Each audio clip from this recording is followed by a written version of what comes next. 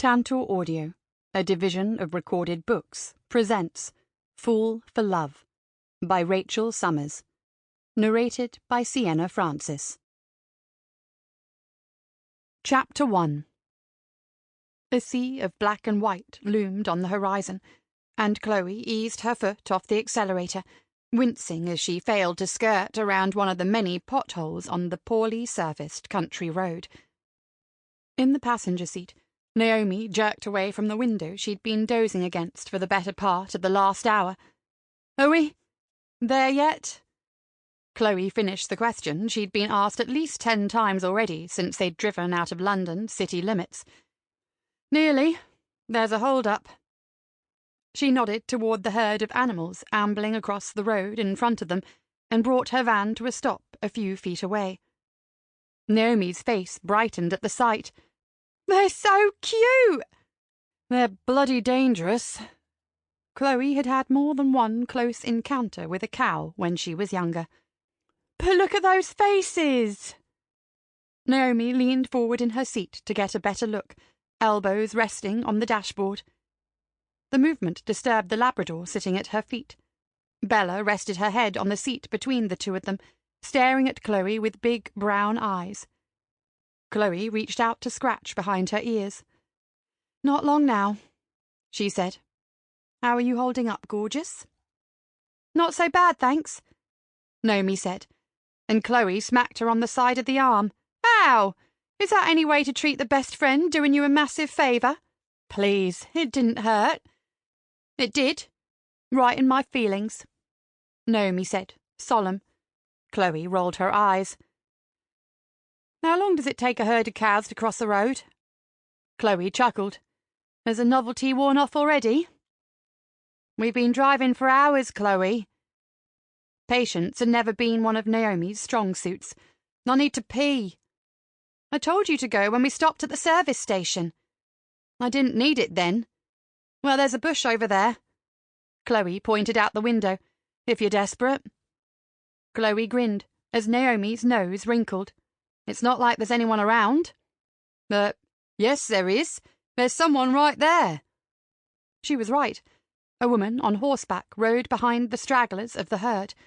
Her jeans were tucked into red wellies, caked in mud, and blonde hair curled around the collar of her black body warmer. She passed in front of the van, and Chloe sucked in a breath. It had been years, 18 to be precise. Her face was older, and there were now laugh lines around the corners of her mouth and eyes, but she was instantly recognizable. Amy Edwards. Chloe had never dreamed she'd lay eyes on her again. Amy turned, raising a hand as if to thank them for waiting, and Chloe ducked in her seat so she was half hidden by the wheel. What the fuck are you doing?" Naomi looked at her like she'd grown a second head. "Nothing." "Nothing?" Naomi's eyebrows twitched. "It sure doesn't look like nothing." "I had an itch." She scratched the outside of her knee, trying to peer through the windscreen to see if Amy had gone without revealing too much of herself. Thankfully, she had passed into the other field. "Yeah, right." Naomi's eyes bored into the side of her head as Chloe straightened in her seat and tapped on the accelerator. "Do you know her or something?" Chloe didn't answer at first. Her throat felt tight, emotion welling in her chest, and she gripped the steering wheel so hard her knuckles flashed white. What was Amy still doing here? She'd sworn once she was out of Corthwaite she'd never come back, but Chloe had too, and yet here she was driving down the single road that wound through the village centre, swallowing against the sudden rush of memories that assaulted her. "Chloe?" "Yeah, that's Amy." "Amy?" Out of the corner of her eye, Chloe watched Naomi's nose wrinkle. "Why do I know the name?" "Wait." A hand gripped Chloe's elbow, and Chloe kept her gaze trained on the road. "The Amy? The one you were still pining over when we first met? The one who broke your heart?" "That's putting it lightly," Chloe thought, clenching her teeth. As far as first loves went, traumatic didn't begin to cover it. "Did you know she was still going to be around?" "No." If Chloe had, she might have hesitated to come back, or would have mentally prepared herself for the possibility of seeing her again at least. "You okay?" Chloe blew out a long breath. "Yeah." It didn't change anything, after all. If Chloe had it her way, she wouldn't be seeing much of Amy, or any of the rest of the village at all. Get in and get out as fast as physically possible. That was the plan, and Chloe was determined to stick to it. The village looked the same. A handful of buildings dotted along the main road. The florist where her mum had worked sat beside the newsagent's. The only place for 4 miles if you needed a pint of milk. The hairdresser opposite was new, replacing the butcher, and the King's Head still stood proud on the corner, sign swinging in the wind. They passed the church, and Chloe turned off the main road and onto a dirt track up a steep hill. In the distance, fields of green dotted with sheep and cows stretched across the horizon, the mountains beyond a dusty brown. In a few months they'd be dotted with snow, the lake winding around the foot of them would ice over, and the view would look like a stock photo for a wintry snow globe.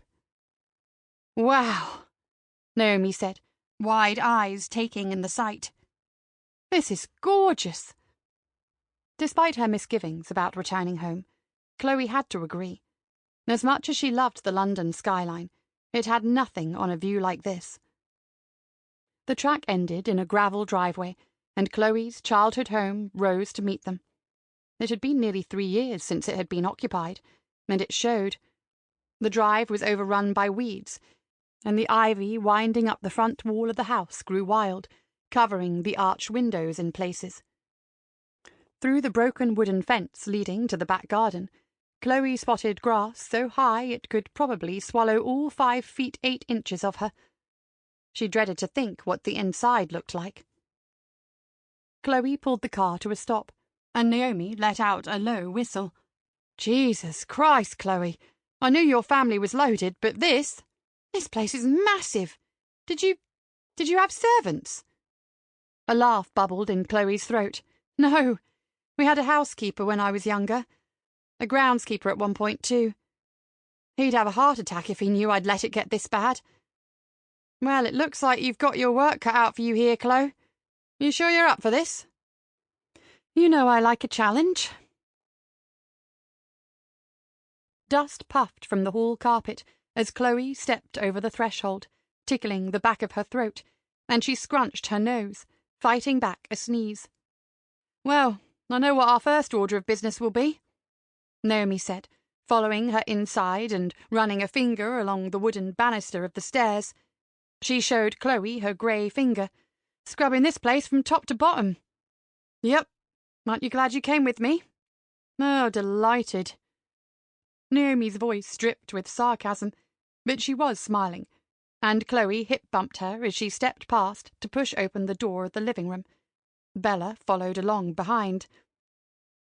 Small and cosy, it hadn't changed much since Chloe's last visit 3 years ago, when she'd come to bring her father to a retirement home closer to London. At the time, she'd had the foresight to cover the 2 leather couches and much of the other furniture in the house with large dust sheets, and she was glad for it now. She reached for the light switch on the wall, breathing out a sigh of relief when the bulb overhead flickered to life. She'd called the electricity company 3 weeks ago, requesting that they turn the supply to the house back on, and she was thankful she wouldn't have to call again to chase them up. Backing out of the room, she followed the sound of clanging cupboard doors into the kitchen, where she found Naomi standing on her tiptoes. "Don't take this the wrong way, Chloe, but I think your dad might have been a hoarder." Chloe groaned at the sight of stacks upon stacks of kitchen utensils and crockery, far more than one man would have ever possibly needed to use. "It's going to take 6 months to clear everything out." "Nah." Naomi gave her a comforting pat on the back. "You've got this." Chloe wasn't so sure, but she hadn't been lying earlier. She did love a challenge. And her first? Make it so every inhale didn't make her want to cough up a lung. She locked Bella in the kitchen with some toys to keep her occupied, knowing she'd cower away from the vacuum cleaner anyway. Naomi disappeared upstairs with bleach, a sponge, and some rubber gloves to tackle the bathrooms, and Chloe got to work on reducing the dust level. Once the ground floor was habitable, she freed Bella and began on the stairs. She started with the picture frames on the wall, gently wiping away the thick layer of grime covering the glass and smiling at the scenes pictured beneath.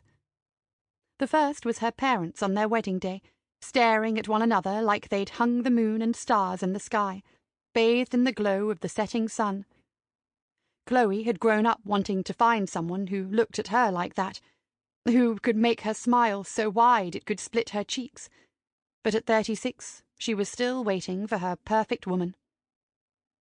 Next was a photograph of the day Chloe was born. She was obscured by blankets, but her parents were looking at her like she was their whole world. Then Chloe and her mother. Nothing monumental, Chloe being pushed on a swing. But she knew it was one of the last photos her dad had taken before her mother had turned skinny and pale, succumbing to the disease festering inside her. Naomi appeared at the top of the staircase as Chloe cleaned the last photo. Chloe at her graduation ceremony in her cap and gown, her dad's arm around her shoulders, a beaming smile on his face. Chloe ran her fingertip along the face she hadn't seen in half a year, tears stinging at the back of her eyes. "You okay?" Naomi asked, hand pressing against the small of her back. "Yeah, sometimes I forget he's gone, you know." "I know." Naomi pulled her into a one-armed hug. "Professional-looking photo, isn't it?" Chloe cracked a smile. Naomi, the photographer in question, always knew exactly what to say to cheer her up. "It's all right." "Rude." A plate clattered out of Amy's hands and into the sink, splashing the front of her T-shirt with soapy water. Gabby, on drying duty, turned to her with a frown. "You okay, Amy? You look like you've seen a ghost." "The ghost of my past, maybe. I've lived here for well over half my life. I think if it was haunted, I'd know about it." She fished the plate out of the water and scrubbed it clean, trying not to focus on the lights in the distance. Lights she hadn't seen on for a long time. "I don't know," Gabby said, tilting her head to one side as Amy handed her the plate. "Ghosts could be sneaky. Pop up when you least expect them." "I'm not so sure." With the last of the dishes done, Amy dried her hands on the towel Gabby offered her. "So?" Gabby asked, turning toward Amy and resting her hip against the counter. "You gonna tell me what's the matter?" Knowing that if she didn't, Gabby would weasel it out of her anyway, Amy sighed and jerked her head toward the house on the horizon, its bright windows stark against the dark sky of the countryside. "Looks like there's someone in the Roberts house. It took me by surprise is all." "Oh, yeah." Gabby squinted to see through the kitchen window. "Well, didn't he pass away a few months ago?" Amy nodded, remembering the sad announcement in the local newspaper. Chris Roberts had kept to himself for the most part after his daughter had fled the nest, but Amy had fond memories of the man. "Maybe they're selling the house. Or maybe someone's moving in. Didn't he have a daughter?" Yeah, he did. But there's no way she'd move back here." "Why?" "She just wouldn't." Amy was sure. Why would Chloe want to come back to a town that had treated her so poorly? Amy knew she'd played her part in it, and felt a twinge of guilt settling in her gut like it did when she glanced at the empty Roberts house sometimes. "You said that about this place once, too." "Yeah, before my idiotic brother chopped off half his hand." Danny strolled into the kitchen at that moment, with a squirming 3-year-old balanced on his hip. Flipping her off with his good hand behind his son's head, he said, "I think Sam wants his Tia Amy to bathe him tonight." "Is that right?" Amy asked, peering into a pair of wide green eyes. When Sam nodded, she scooped him out of her brother's arms. "Come on, Trouble." She traipsed up the stairs, glad for her strenuous day job because the kid was getting heavy. The bathroom door opened and Adam came barreling out of it and collided with her knees. "Watch it, kiddo." "Sorry, Tia Amy." He looked at her with a cheeky grin he knew she found hard to resist. "You in a hurry to get to bed or something?" Abuela said if I was good, I could read comics before bed." "Did she now?"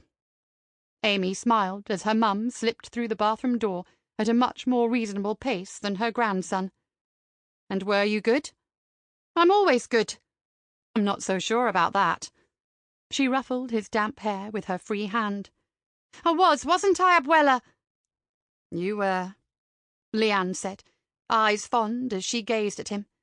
Adam's grin showed off the gap where he'd lost his front tooth a few days ago. "Go on." Amy stepped aside to let him pass, and he hurtled down the hallway to the bedroom he and Sam shared.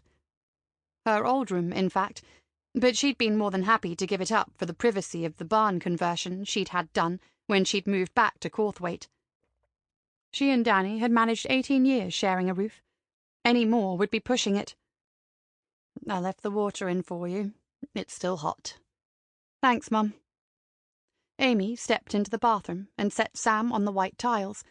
The bath was nearly overflowing with bubbles, which Amy suspected had little to do with her mum and everything to do with Adam, and Sam giggled when she scooped some out and put them on her nose. "You need help with those buttons, kiddo?" she asked, when he struggled with the fastening of his jeans. She waited for him to step toward her before plucking it free, and only tugged his dinosaur shirt over his head when he stuck his hands in the air.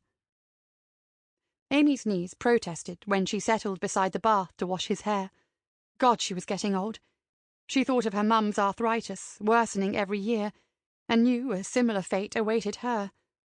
Such was the life of a farmer, she supposed, carefully tilting Sam's head back when she washed the shampoo out of his hair, knowing he hated getting water in his eyes and wanting to avoid a meltdown at all costs. He hated the hairdryer too, so she gently dried his mop of brown curls with a towel once he was out. Sam's gaze remained focused on the water swirling down the drain. His favourite Paw Patrol pyjamas sat on the counter, and once he was in them, she let him take her hand and pull her to his bedroom. Adam sat engrossed in a comic book, and her mum was curled in the armchair situated between the two single beds. "Do you want me to read your bedtime story, or Abuela?" Amy asked, after Sam had climbed into bed and settled beneath the covers. A tiny hand pointed toward her mum, so Amy leant over to kiss the top of his head. "All right. I'll see you tomorrow, chiquito." She turned to Adam, smiling when he tore himself away from the adventures of Superman to throw his arms around her neck. "Buenas noches, Adam. Don't stay up too late." "Buenas noches." Despite Gabby teaching the both of them her first language, Adam had the accent perfect, while Amy, well, she couldn't seem to lose her Cumbrian accent no matter how hard she tried. Gabby assured her it was the thought that counted. Downstairs the kitchen was dark, but the TV was playing in the living room where Danny and Gabby sat together on the couch. "Night, guys." "You can join us if you want," Gabby said, turning toward her. "Nah, it's okay." They didn't get enough time alone together as it was. Amy wasn't about to intrude.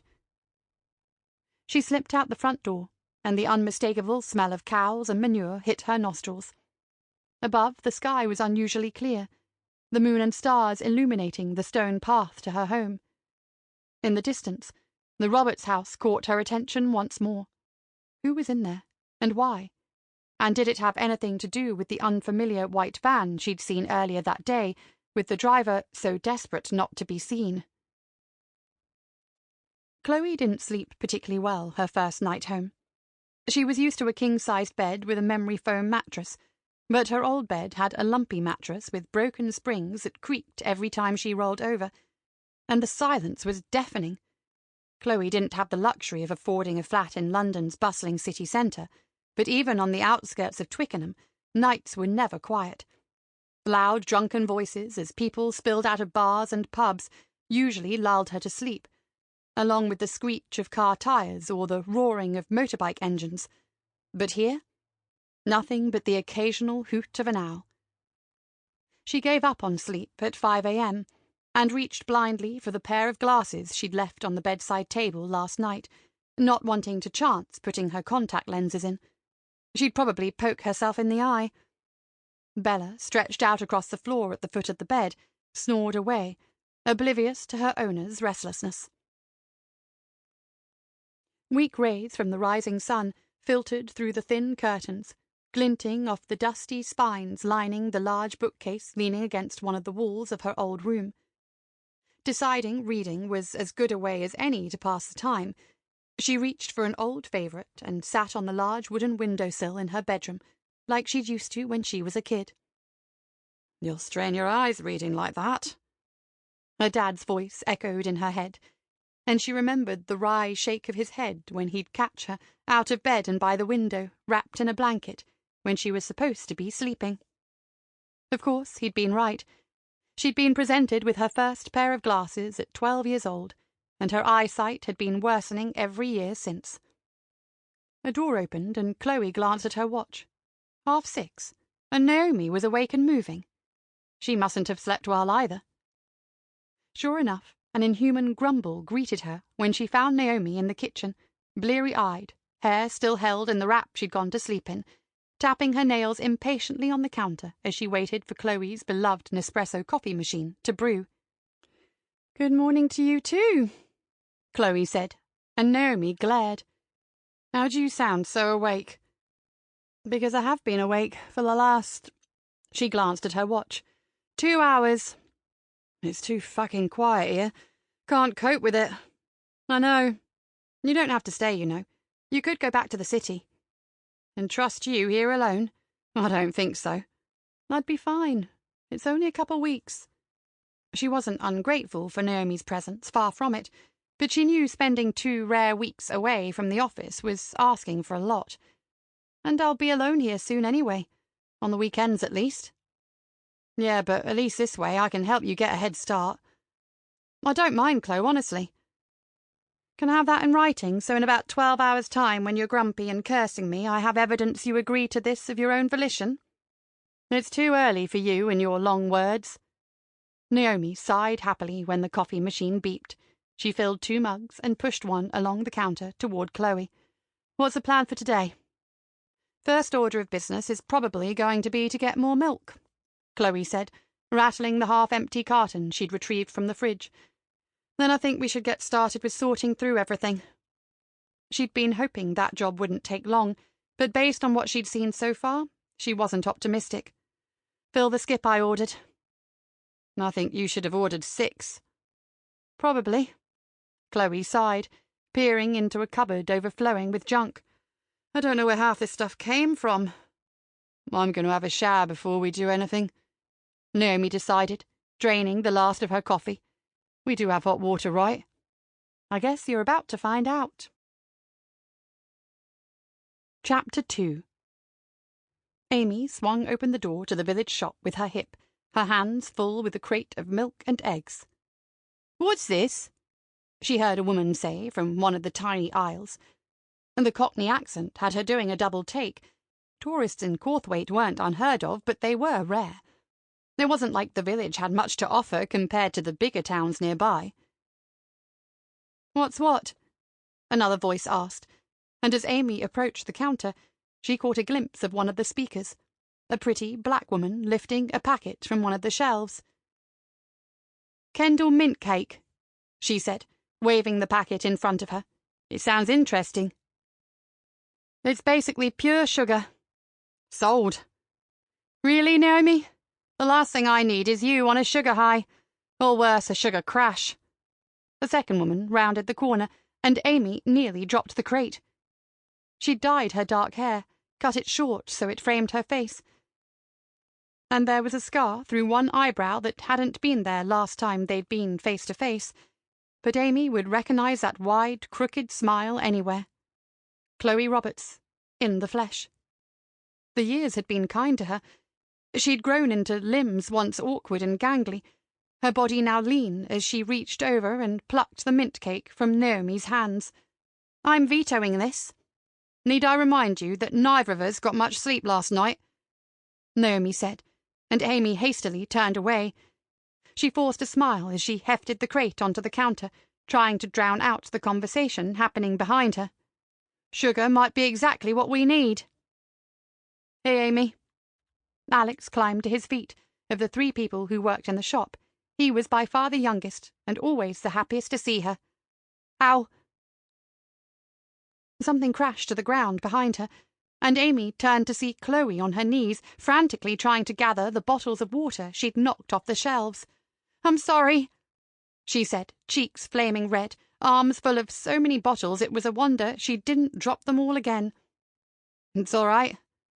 Alex looked amused as he watched Chloe restock the shelf. Naomi was staring at Amy, eyes narrowed, and Amy's stomach dropped.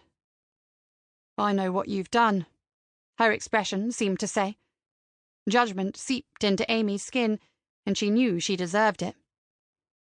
"I need to go," Chloe muttered, shoving the carton of milk she was holding, not one of her own, Amy noted, into Naomi's hands before charging for the exit.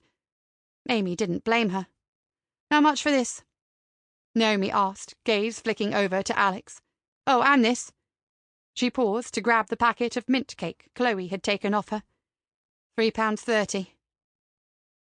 Naomi dug a hand into her pocket, and Amy used the moment of distraction to take her in. The Doc Martens on her feet looked barely worn.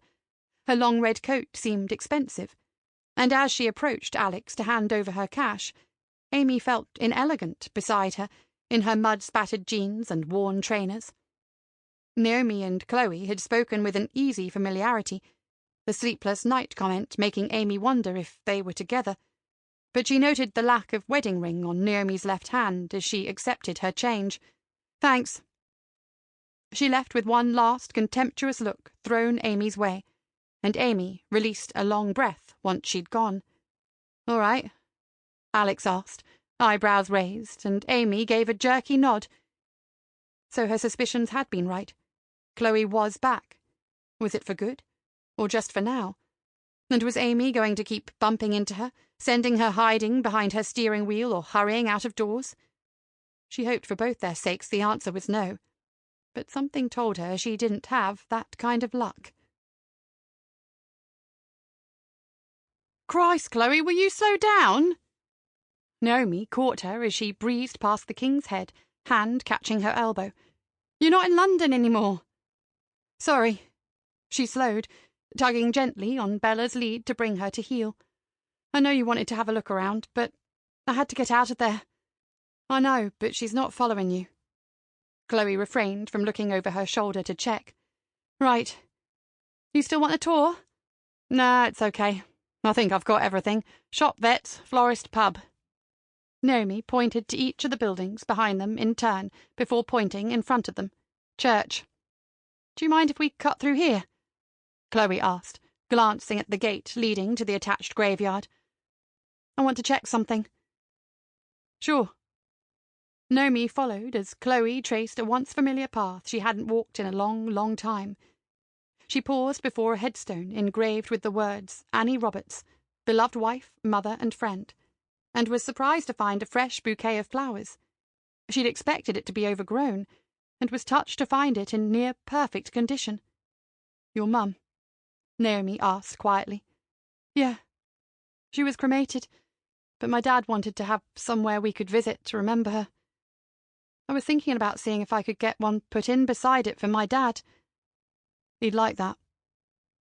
Chloe stood there for a few minutes, thinking of the brief flashes of memories she had of her mother. She'd been too young to remember much, but her father had kept her alive with his stories, and Chloe could still recall the shape of her smile, the comfort of her arms when Chloe scraped her knee. "Let's get back," she said, turning away from the headstone and linking her arm through Naomi's. The hill leading to the house was steeper than she remembered, and both of them were out of breath by the time they reached the top. "Where do you want me?" Naomi asked, stepping inside and kicking off her shoes. Chloe pursed her lips. "Kitchen? Unless you want to tackle under here." She pulled open the door to the cupboard under the stairs, revealing stacks upon stacks of boxes, all of which needed removing before the plumber came on Tuesday to see if Chloe could stick a downstairs toilet in there. "And deprive you of discovering what treasures your father left for you? I could never." Naomi disappeared into the kitchen, and the sound of rattling crockery filled Chloe's ears as she reached for her first box. Sample complete. Ready to continue?